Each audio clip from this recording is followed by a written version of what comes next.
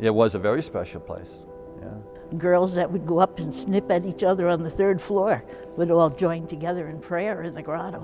Well, the grotto was a meditative place. You could get away, and I would enjoy sitting there quietly and praying. The grotto was like a place for me to reflect on a daily, weekly basis on what my life has been or had been at that point in time. I used to escape to the grotto. I used to skip class, and I figured they'd never figure I'd be in the grotto. The girls would all come in our uniforms, come up, go up the aisle, take a little holy water, go up to the statue, say a prayer to the Blessed Mother, Bernadette, Lourdes, Our Lady of Lourdes. We mixed them both in there, we didn't mind. And we would just go around the back of the statue and up the building, and that would be how we'd start every day for 4 years. And that habit kept me going. I still get started the same way with the prayer. And it's the memories of being part of that little grotto. Looked like it was just a little place, but it brought back so many religious memories to all of us. The grotto used to be open all day long. I guess now they lock it. In the school, I had an opportunity one day to visit the grotto in a quiet moment. And I sat in the grotto, and I never took advantage of it when I went here to realize what a special spiritual place it really was. And in that moment, I felt inspired in the moment and realized that people needed to still come here and experience what I had experienced in that moment, which was a spiritual experience, knowing that there was something unique, different from any other church that I'd ever been in.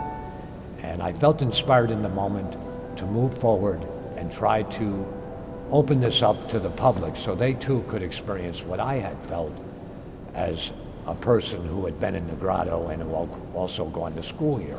I remember being scared to death, but I also remember walking in and feeling a sense of peace. I had remembered that feeling from my high school days. You know, when I went in there, it was a place where you were quiet, where you were prayerful, and where you were community. I used to clean it. I used to work after high school. They had some kind of program where I could work 20 hours a week with the janitors. But I worked 40 because Mr. Wall the school would pay me for the other 20 hours a week. The ceremony was beautiful. I can remember Father bringing us up onto the altar. It was so small and so intimate, and it was beautiful. We just liked that whole connection, that whole intimacy, and 43 years later, we're still here and we're still married. I needed to host a mass for the final consecration ceremony, and I was having trouble finding a location to have this consecration mass. And I was unable to have it at my own parish church, Blessed Sacrament. I tried the cathedral, that didn't work out either. But I had heard about the grotto, but I had never been there. So I found out how to get into it and organized and set up a time to have a mass. And at that point, I think I met Peter that night, and we had our mass, and 33 people gave themselves to Jesus through Mary. A beautiful little ceremony, a simple ceremony. But the remarkable thing is, at the end of the mass, people came up to me and said, "Father, where are we? What is this? This place is magnificent. How can we come again? How can we be here again in prayer and worship?"